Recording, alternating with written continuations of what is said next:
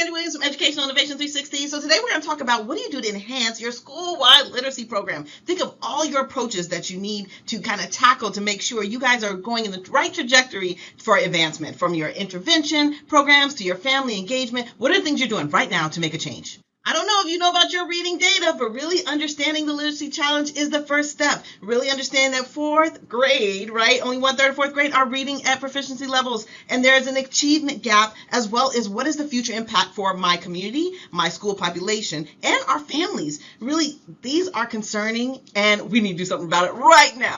Okay, what does our comprehensive literacy assessment even look like? How are we progress monitoring? So what does it look like for regular check-ins, ongoing assessments? What are we doing to track growth? How are we diagnosing issues, right? And being able to support students with intervention and understand what are the deficits we have and make sure that our teachers and our students get exactly what they need at that aspect. And what are universal screenings? So I know with ELA, there's about 4 or 5. Are you using one of the 4 or 5, or are you still trying to figure it out? We should not be figuring it out at this point. We should be able to identify students that are at risk and be able to troubleshoot exactly what they need right now. Literacy is a multifaceted approach, so really understanding your gaps and being able to fill your gaps to support them with everything that teachers need. So whether you're looking at your standardized tests, how you're analyzing state testament data, or any type of NWEA assessment that you're using, what do your fluency checks look like? Are we even doing fluency? Are we understanding the rate, the expression, and things like that? What are writing skills? We always know that reading is breathing in and writing is breathing out. So writing strongly correlates to reading and our language conventions and connections. So also reading comprehension. How are we assessing that, and how are we evaluating our understanding of the different text types?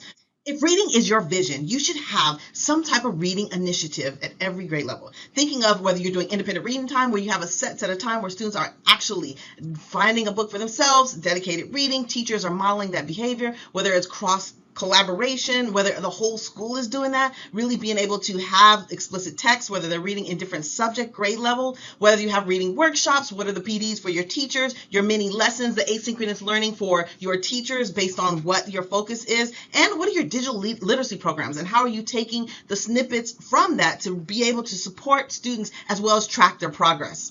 This is a big deal. How are we really understanding how our struggling readers are doing and support them in the different metrics that they need, whether it's tier 1, understanding that, we're doing all students, what are your universal screenings that you have in place right now? How are you doing your targeted support? Maybe their teachers are getting maybe stipends to do before school, lunch, after school interventions. What are they focusing on, and how does that attribute to growth in reading? And then what is the intensive intervention, right? What are we all doing to make sure that we all get involved with supporting the reader, whether it be even including what are your after school components? Now, let me just say, PD is included in all this. Training is included in everything that we do. So thinking of what are you doing with the science of reading? Are you continuously growing your school on the science of reading and training on phonemic awareness? What does that even look like in 7th grade? Yes, phonemic awareness in 7th grade. And how are you training your middle school teachers for phonics? All that is important. Data analysis, how are we interpreting the data and being able to continuously give instruction on best practices that are in our specific content area? What are our intervention strategies, that are evidence-based with students who are having difficulties? Do you have somebody that understands dyslexia on your team? What does differentiation look like? Being able to adapt to the different needs. Now with technology, you should be adapting depending on students' need. And then how are you integrating technology? What are you doing to have tutors, maybe AI tutors, maybe reading tutors into the classroom, so where you're supporting students, even our second language learners, to support them in this initiative? Let me just be honest, you can't do anything without family involvement. So do what it takes to get your family involvement and your teachers and your parents on board. Thinking about family literacy nights. If literacy is your focus, you should have multiple family literacy nights. Thinking of interactive strategies with literacy, things that teachers can give to parents that they could do at home to help them with literacy. What are your programs? What do your homework look like? From books, giving books, to family interaction, family read alouds, to parent workshops. What does that even look like in your school? Parent-led workshops on literacy? Yes, you can do so much with that, whether you have multilingual support, whether you have headphones to where students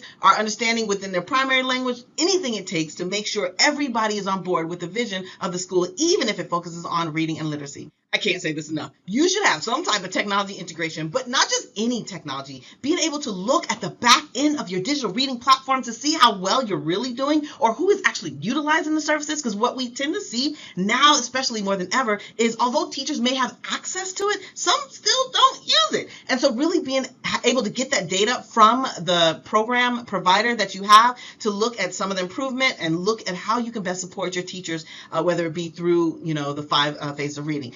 Also, what are your adaptive learning software that you have available for students in this area of reading? How are you able to identify the skills needed and to see if they're making progress in those particular skills, as well as progress monitoring tools? What are your checkpoints? I know a lot of times in certain states, teachers have or schools have gone away with NWE, which kind of were the checkpoints to make sure that students were going along in making progress. So if you're not using those type of checkpoints, then what are you using?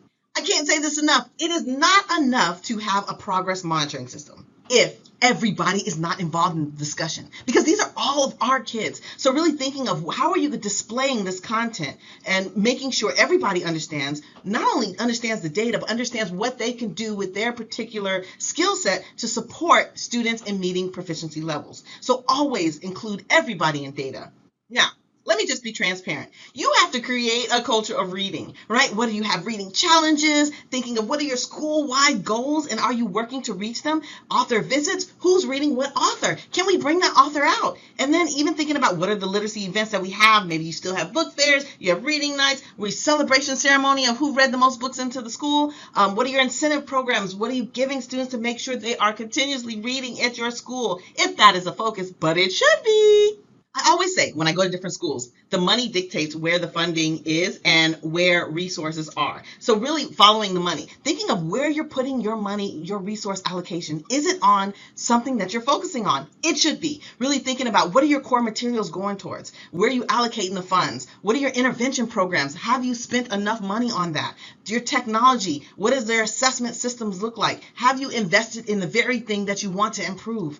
You can go twice as faster with the community. Who are your community partners? What are you doing to ensure that your community partners understand the vision and are supporting, and they are part of your cheerleading team to make sure you meet your goals? So whether you have library connections outside or inside the school, what are your business partnerships that are really helping you improve reading? And what are your volunteer networks? There was a school where we worked to get families and volunteers, and every teacher, every family, every parent got involved with reading initiatives, whether they were volunteering at the school, reading during the library time, or just being a reader at after-school events. Always consider this as an option. How do you measure success? I'm telling you, with all this technology, there is no way you shouldn't be tracking your success with little metrics. Thinking about what are your leading indicators that you identify? How do you know when students have had early signs of struggling with reading? And your program, is your program even effective, or what do you have to insert in your program to make sure it's highly effective? Let me just tell you, there is no one program that is highly effective. You still have to insert things into your curriculum. What are your growth metrics that you are having to make sure students are growing and improving? What are your achievement benchmarks? Of course, grade level proficiencies. If we see a student is struggle, do we keep going on? What is the intervention that happens? And what is your feedback from your families and stakeholders and students and parents and teachers? Yes, feedback from your teachers. If teachers realize that this curriculum is not doing so well in these areas of reading, what do you need to do to support your teachers and even support them with training? I'm all about that action step. What are you doing now, today? Yes, today. Action steps and timeline. What are you doing? Thinking about, hey, it's time. We need a literacy needs assessment. How are we going to assess who needs support and what are we going to do to support them, right? What is your team? Do you have a team around literacy? What is the 4 to 6 month implementation? Thinking about what are we launching? How do we begin with a targeted area? How do we do professional development? What are the data metrics that we are going to know to see who needs support and who doesn't? Moving on to expansion, really thinking about the 7 to 12 months, really how we adjust our strategies based on what we are finding to continue with this motion. And then thinking about the 2-year build. We never get to really embed some of the skills that we're doing because we always switch to the next one. But really thinking about reading as being a pillar, a staple in what we need to do to constantly build our capacity to continue getting better in the strategy. I hope these tips help. I hope this was helpful for you and anybody who's doing the push to implement reading best practices in your school. Talk to you later. Bye.